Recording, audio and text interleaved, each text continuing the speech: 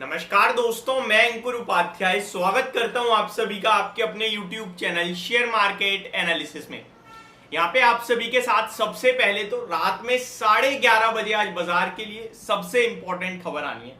मैं आपको बता दूं, अगर आप उससे पहले अमेरिका का बाजार देख रहे हो, चाहे डाउ फ्यूचर्स हो या डाउ जोन्स हो, बिल्कुल बेकार है, बिल्कुल व्यर्थ है, मतलब कोई फायदा ही नहीं है। मैं कह रहा हूं अगर रात में 8 बजे डाउ फ्यूचर्स डाउ जोन्स आपको 500 पॉइंट ऊपर भी दिखे तो बेकार मान लेना। 11:30 बजे के बाद जो होगा अमेरिका में, उसका इंपैक्ट आपको कल हमारे बाजार में देखने को मिलेगा। कल का बाजार अपने आप में इंपॉर्टेंट है, हालांकि इसके बारे में आप सभी के साथ लेट नाइट वीडियो में बात करेंगे। लेकिन मैं ऐसा क्यों कह रहा हूं, क्योंकि रात में फेड की पॉलिसी का आउटकम आना है। इस बार की पॉलिसी बहुत इंटरेस्टिंग है। जेरोम पॉवेल साहब और अमेरिका का बाजार कंटिन्यू ये बोल रहे हैं कि 2 रेट हाइक करनी है। जेरोम पॉवेल साहब ऐसा बोल रहे हैं कि 2 रेट हाइक हम करेंगे और 25 बेसिस पॉइंट का मान के चल रहे हैं, तो आधे % से और रेट हाइक होना है अभी अमेरिका में। 2% का इन्फ्लेशन का टारगेट है। देखिए, अपने इन्फ्लेशन के टारगेट की तरफ तो अमेरिका बढ़ रहा है, ये बात माननी पड़ेगी, क्योंकि 3% पे आ गया यार। बेहतरीन शानदार परफॉर्मेंस आई थी इस बार उनके इन्फ्लेशन डाटा की। लेकिन ये जो रेट हाइक कंटिन्यू कर रहे हैं और दुनिया भर के लिए प्रॉब्लम खड़ी कर रहे हैं, इसका क्या करें। भारतीय बाजार में ऑलरेडी 2 बार रेट पॉज हो गए और अमेरिका ने भी 1 बार तो रेट पॉज करा था, बट इस बार रेट हाइक करने जा रहे हैं। अब आज के सेशन में 25 बेसिस पॉइंट का रेट हाइक होगा, ये बाजार मान के चल रहा है। लेकिन सबसे इंपॉर्टेंट होगी कमेंट्री। जेरोम पॉवेल साहब अब क्या बोल रहे हैं। उम्मीद कर रहे हैं कि भैया आप तो अच्छा बोल दो, आपका इन्फ्लेशन का टारगेट आपके पास पहुंच रहा है, 3% पे आ चुके हो, 2% का टारगेट है, मीट कर जाओगे। अब अगर इन्होंने आगे के लिए कमेंट्री करी कि ये rate hike that's it, simple, इससे ज्यादा दूसरा रेट हाइक नहीं है, अब उम्मीद नहीं कर रहे हैं। और रेट कट की अगर बात कर दी, चाहे वो लास्ट दिसंबर की बात करें या फाइनेंशियल ईयर एंड की बात करें, तो बाजार हो सकता है रॉकेट, ये समझो। देखिए, अगर ये रेट हाइक की बात नहीं भी कर रहे हैं तो बाजार तो मान के चल रहा है कि एक रेट हाइक एक रेट कट इस फाइनेंशियल ईयर के एंड तक आएगा। फाइनेंशियल ईयर का एंड होगा 2024 के मार्च में, ठीक है जी। आप दिसंबर में मत समझ लेना, वो कैलेंडर ईयर का एंड है। फाइनेंशियल ईयर यानी वित्त वर्ष जो 1 अप्रैल से 31 मार्च के बीच में चलता है। तो इस फाइनेंशियल ईयर में एक रेट कट आएगा, ऐसा बाजार मान रहा है। अब देखने वाली बात है, क्या ये जेरोम पॉवेल साहब बोलते हैं, कितना कंजर्वेटिव होंगे, कितना अपने आप को सेफ्टी के, वो पता है क्या कर रहे हैं इस समय, वो कर ये रहे हैं कि मैं खराब से खराब कह के जाऊंगा लेकिन करूंगा अच्छा। समझ रहे हो, एक बंदा होता है जिसको पता है कि मैं 5 रुपए तक मतलब कमाऊंगा, लेकिन कह रहा है कि मैं सिर्फ 2 रुपए कमाऊंगा।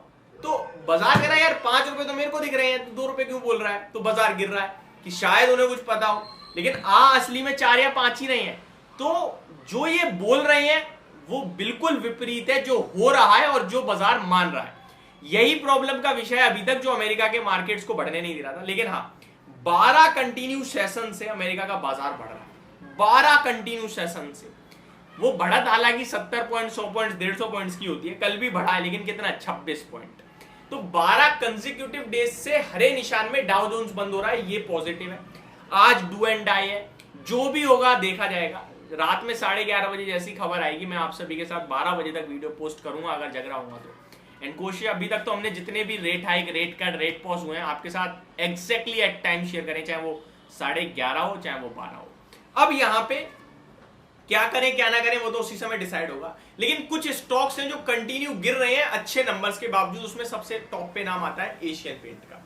अब एशियन पेंट क्यों गिर रहा है, देखिए आज मैनेजमेंट की कमेंट्री भी मैं सुन रहा था, जहां पे उन्होंने कहा कि आगे के लिए आउटलुक उतना कुछ खास और स्ट्रॉन्ग नहीं है, आगे प्रॉब्लम रह सकती है, इसलिए शेयर टूट रहा है। एशियन पेंट एक ब्लू चिप स्टॉक है, लॉन्ग टर्म पर्पज से कुछ नहीं बिगड़ना बनना है इस कंपनी का, टेंशन फ्री होकर होल्ड करो। लीडर है एशियन मार्केट में, इंटरनेशनल मार्केट जो है यानी भारत को छोड़कर जो बाहर का इंटरनेशनल मार्केट है एशियन बाजार में, वहां थोड़ा अनसर्टेनिटीज है, वहां थोड़ी प्रॉब्लम है और इसीलिए एशियन पेंट का शेयर टूटता हुआ दिख रहा है। बाकी कंपनी ऑलरेडी लगभग 8,750 करोड़ के केपेक्स की बात कर चुकी है। तो ये स्टॉक आज आप लोगों के जो कमेंट्स थे उसमें मैंने बात करी।